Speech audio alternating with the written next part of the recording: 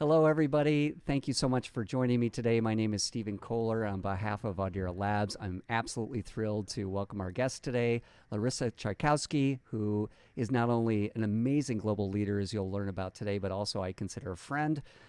She resides not too far from me here in the beautiful city of Chicago.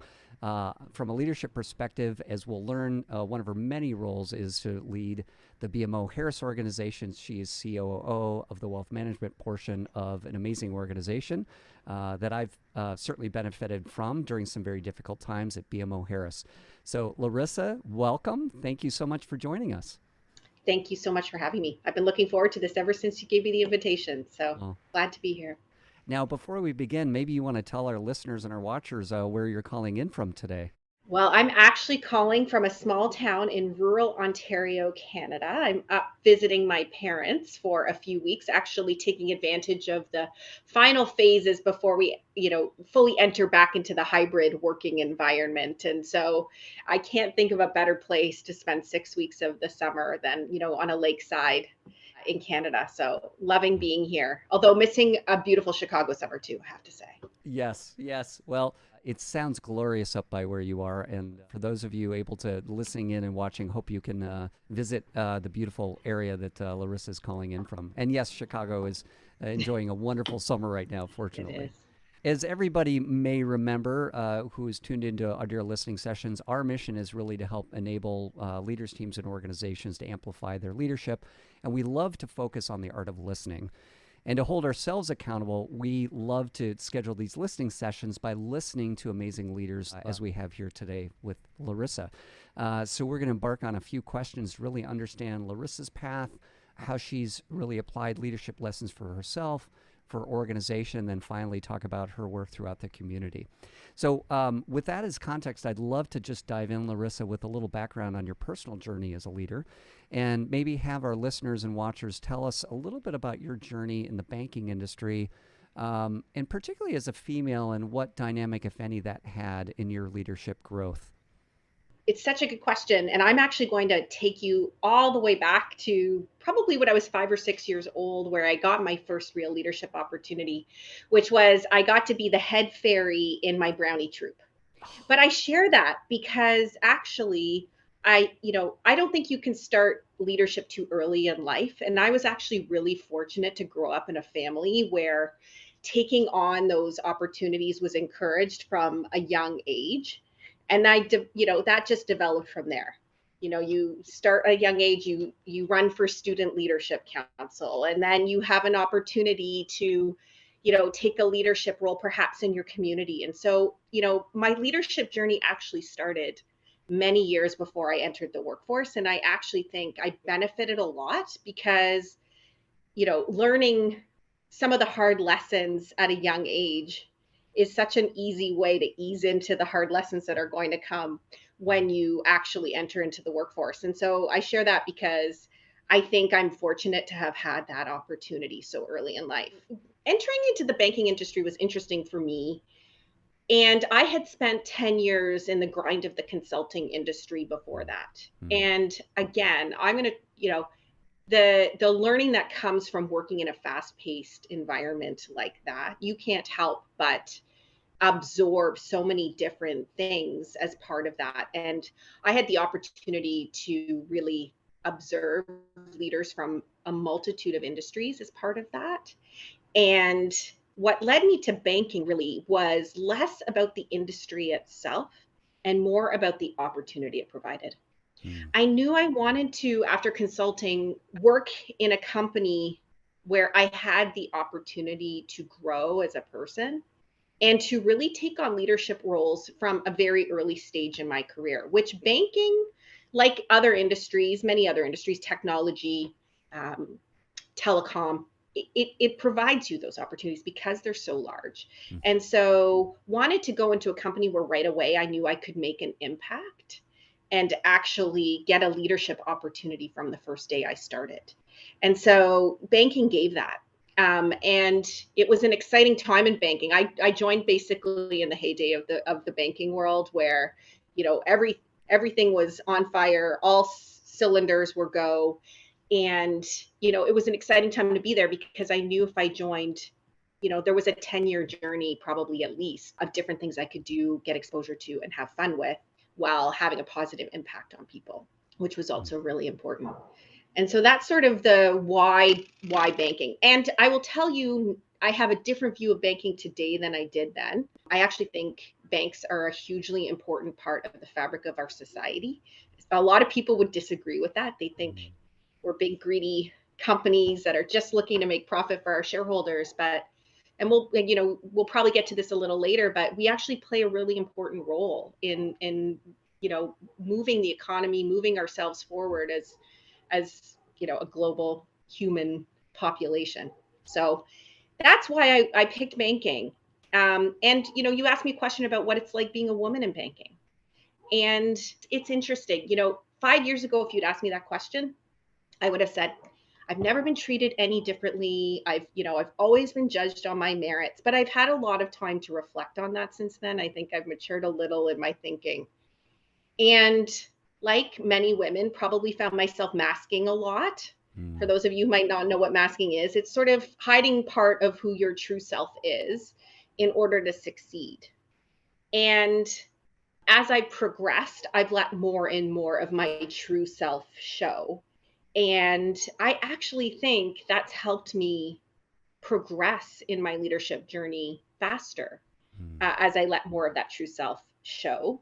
I also think we're in a very different place in accepting what I would call more feminine leadership traits today than we were 10 years ago.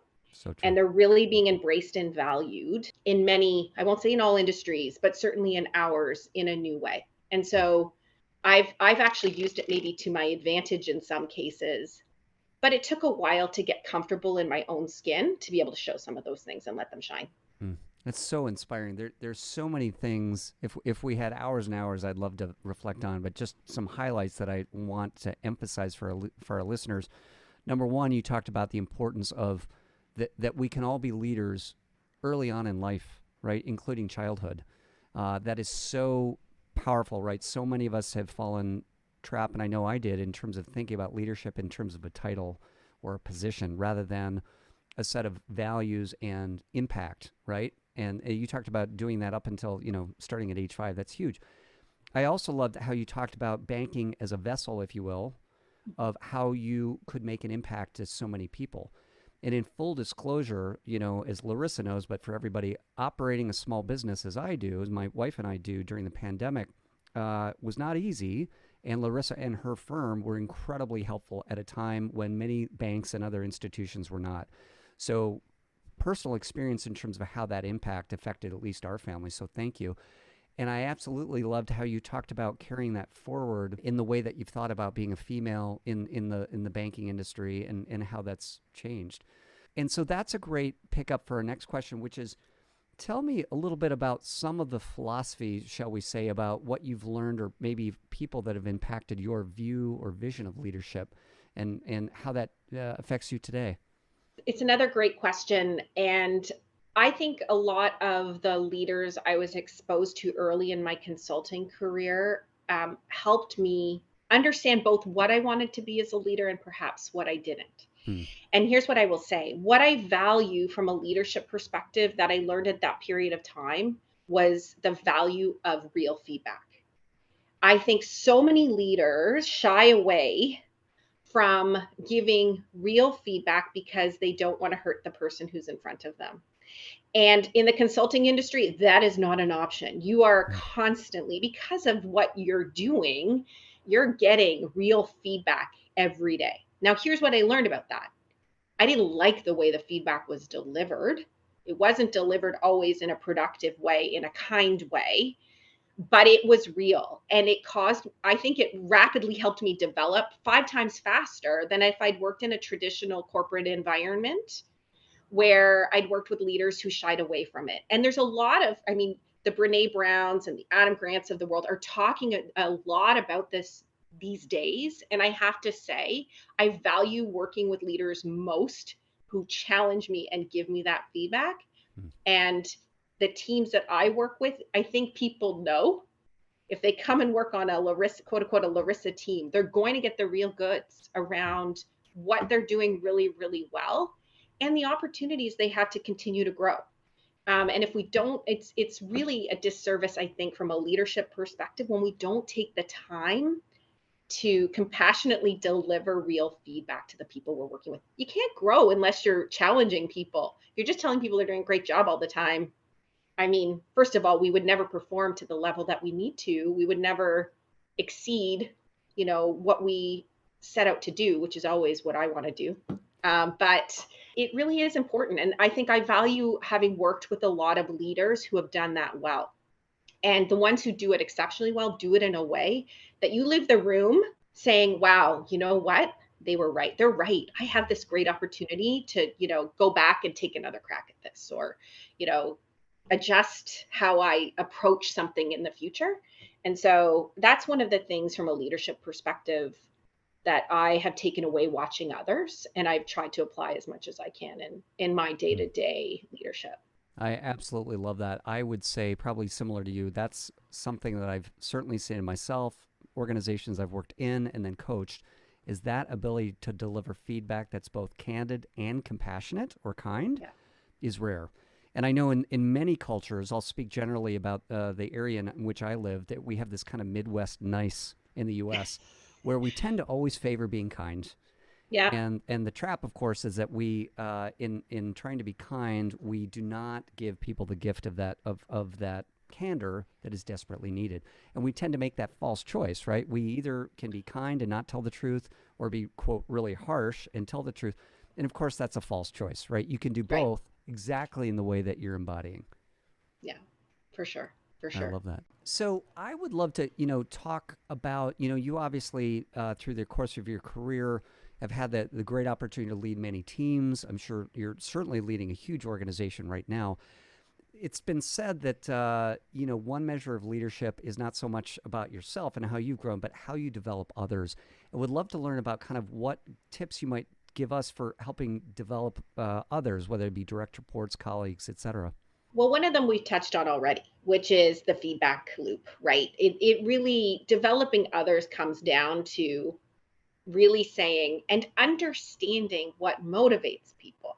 I always say we can learn so much if we ask that one simple question of everybody we work with. What motivates you?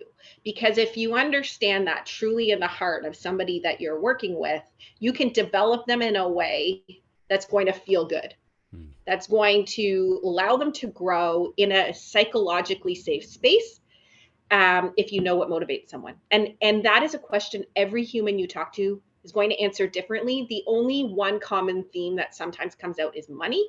And typically, I will be honest with you, Barry, here's my candidness.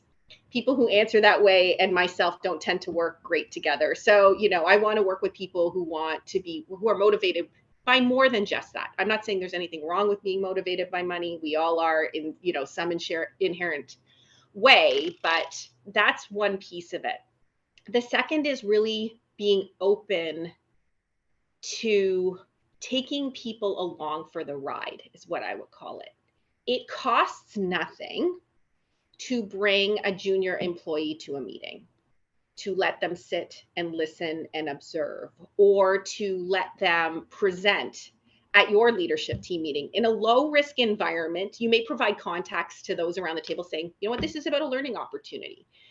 Give them a chance, provide some feedback along the way. These are things that are free. They cost us nothing. And yet sometimes I think we are too afraid of our own egos or the impact it might have on us to do that. And just keeping an open mind and providing that context before the fact, I think, can really make a difference for somebody as they grow on your team. I think the number one thing a leader can do is develop others. The third thing is really looking for opportunities outside of the regular work environment. Whether it's a not-for-profit board or an employee affiliate group, like advocating for people who work for you to get involved in those, because that's how, if you don't have a formal, like we talked about, formal leadership title, great ways to allow others to get leadership experiences, to give them those opportunities. And so I always say trying to open those doors as frequently as possible, and a little bit sometimes pushing folks into the deep end if that's part of what might motivate them.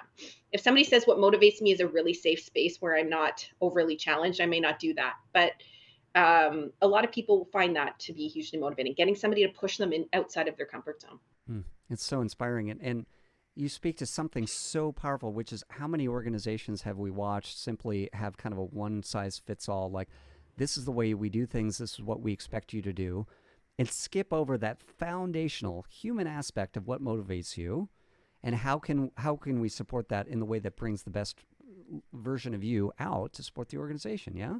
Right. Right. So I find that so inspiring, and how you give our listeners kind of reminders that in terms of motivating and providing those opportunities, it can be, quote, as small as inviting them to a high visibility meeting, right? Or it can include things outside of the professional work. Like, that is so powerful and can mean the world to folks. Yeah. Yeah. I'd love to, transition, talk a little bit about some specific aspects of your role within BMO specifically. I know you've been there quite a time. And what fascinates me about your journey is that you've been within BMO and the banking industry through some pretty challenging times. We have the, late 2000s mortgage crisis that many of us lived through as adults. And then, of course, most recently, the pandemic. Talk to me a little bit about kind of your experience as a leader, kind of leading the organization through those challenges. Yeah, they're both profound, but so different. First of all, the banking crisis, you know, was brought on by the banking industry. I mean, we brought it on ourselves, to be honest. And I was really fortunate, to be honest, to work for a Canadian owned bank at the time. And here's why. We did not suffer from a lot of the same challenges, although as an industry we did, but as a company, Hmm. or did the other Canadian banks, because we were much more regulated to begin with than the US financial institutions, or even the European institutions for that matter. And so, of course, we were impacted. It was a very scary time, to be honest, as a banker, because if the banking industry had failed, which, to be honest, without some very strategic decisions that were made by large companies, could have happened. We don't want to think about what would have happened. I think there would have been chaos across the global planet, because the financial services industry is so intertwined, and that's what we learned during the mortgage crisis. How could the failure, how could a mortgage that I gave to an individual in the US almost bring down the entire, the Canadian banking industry, the US banking industry, the European banking industry? And that's how we learned. And to get through that, first of all, I had a new appreciation for regulation. Look, nobody loves the regulators, but they are an important part of holding these organizations like large banks accountable for the role that they play in society. And I think that is very important. And I'd like to say everybody who works in the financial services industry does so because they want to help humanity. But I think we know that's not always the case. And we need to make sure there are checks and balances in place that do that. So that's the one thing. But to get through it, and I will say BMO was highly impacted. And to get through it, it really took alignment. It's the word that I've been thinking, what is the word that gets you through times of crisis like that? Alignment mattered a lot, because we had to make, like every bank, very challenging choices and decisions during that time. We had to divest some businesses. We had to downsize because of the way the market was working. We had to make sure we responded very quickly to the changing environment from a regulatory perspective. And so having that alignment at the top of the house and with our, board of directors and in the industry as a whole, that we needed to fix things, was super important. If one bank had to try to do it if one bank said, okay, we're going to do the right thing, and not the rest of the industry, it wouldn't have helped. And I think we have a much more stable financial operating system now across the globe, to be honest, as a result of that crisis. Others might disagree with me, but I actually think there was a good outcome there from that crisis. I think the pandemic is so different. First of all, we had no control of it. It happened to everybody. It wasn't just a banking centric issue, but the way it impacted each individual person was different. And the word I use from a leadership perspective during the pandemic is empathy, because we needed to very quickly, right? And pivot is the word of the pandemic. We all make fun of it now, but we had to pivot so quickly. Everybody needed to work from home. That created social isolation for some people. That meant some, of our employees were taking care of children all day long while trying to work full time. That meant for others that, for those people who still had to come into the office during this period of time, a tremendous amount of stress around their health and their safety. Indeed. And so leading in the pandemic became much more about what I would call a dispersed leadership model, where every manager across the whole company needed to take a personal role at an individual level to make sure, everybody was well taken care of. And so it's really started with our employees in this case, I believe. And then once, we got things stabilized, it became about our clients. Mm. And we talked about this. There are some industries that are coming out of this pandemic better than before, but there are many that really suffered through it. And so taking the same empathetic approach with our clients, or people who weren't even our clients at the time, and from a leadership perspective, saying, how can we help? How can we help? What can we do?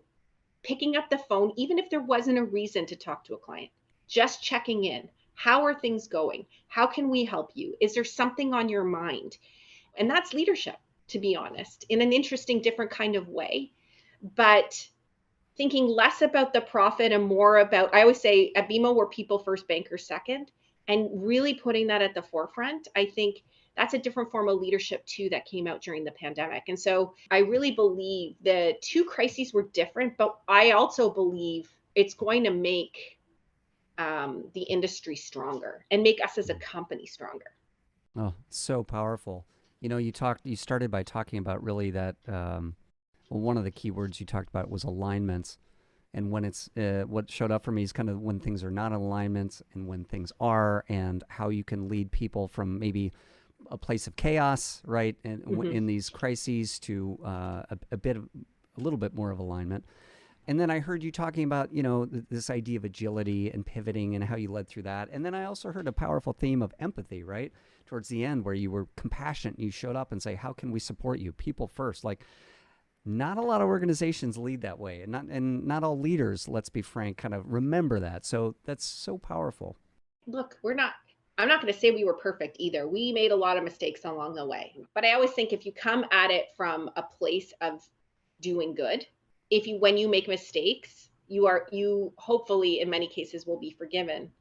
Um, if you come at those challenges not from that place, there's a lot less likelihood from your own employees or from the external market, a willingness to say that was part of the learning journey.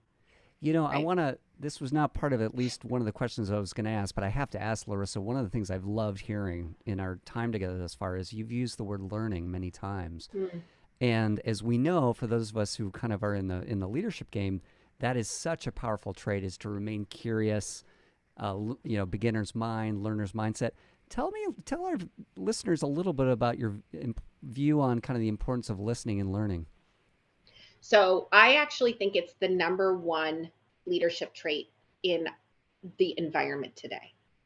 The level of disruption that is occurring around us means that as a leader, probably you will need to rethink how you approach things 50 times over, whereas 20 years ago that might have happened 5 times.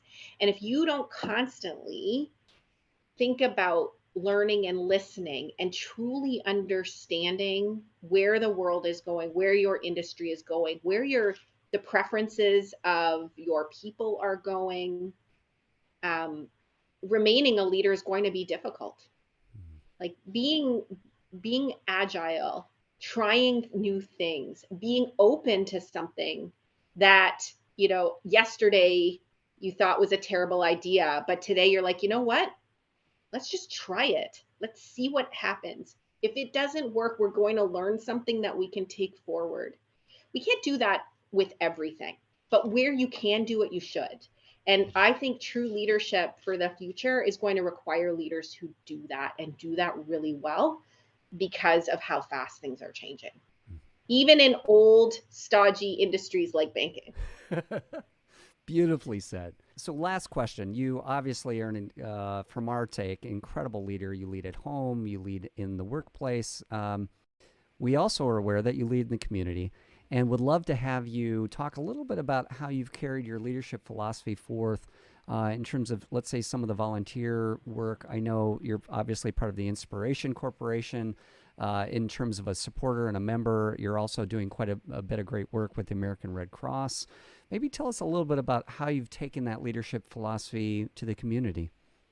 Well, I consider myself one of the most blessed humans on the planet. I really do. And as part of my personal purpose, I want to be able to take what I call an inclusive leadership position, not just in the corporate world, but and I even say it, to humanity.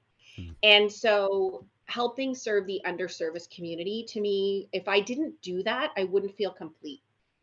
And my position and what from my financial position, from my leadership, from the access I have to people and resources, taking that into communities is so important to me. And I actually feel like I, not just an obligation because I have to, but because I truly want to Hmm. and feel that I need to. There has been a long history in both Canada and the US of certain communities, unfortunately, from a systemic way being held back. And I'm now in a position where I can help change that. And so, standing up for that and actually rolling up my sleeves, right? You got to roll up your sleeves. It's not just about writing a check. Hmm. It's saying, how can I help? And so, with the Red Cross sitting on, the Diversity, Equity, and Inclusion Committee, something that hadn't existed before, but recognizing that this is a global organization where you want a volunteer base that reflects those you serve. Well, that's a hard thing to do sometimes. And it takes real leadership to get out in the community to do that. Or with Inspiration Corporations, which really helps the homeless in Chicago, you know, educating what homelessness is. It's amazing how many people don't understand what homelessness really is or what food insecurity really is. Hmm. And I think also the pandemic amplified things like food insecurity in a way that many didn't imagine. And so I just feel that every corporate leader has an opportunity to get involved. And I'm lucky to work at BMO, where part of our purpose is contributing back to the communities where our purpose is to boldly grow the good in business and in life. And so working for an organization that actually encourages this type of community involvement, I'm so fortunate. But I also bring others along for the ride. I make Hmm. sure that my teams get engaged and involved, and we have volunteer days, and we weave it into the fabric of who we are. And I hope that all of the listeners here today, challenge themselves if they aren't today, saying, how can I do something more to contribute back to society? Thank you so much for the reminder of how we can all take that personal purpose, as you talked about, and translate it from what could be simply an intellectual exercise to actually rolling up your sleeves, as you mentioned, for yourself, your organization, and then the community, particularly for an audience that you feel a connection to really want to support. In Right. this case, we're talking about some of the underserved communities that you support, but whoever that might be, what an obligation and an opportunity for us as leaders to give back. Larissa, on behalf of all of our listeners and watchers, thank you so much. It's been an absolute delight. I know I've learned a ton, and I'm sure everybody else has today. Thank you so much. Wishing you all the best in your lovely location up in Canada. Wishing you a wonderful, safe, healthy rest of your summer. And can't wait to have you join us again. Thank you so much for having me. Really enjoyed it too. Cheers.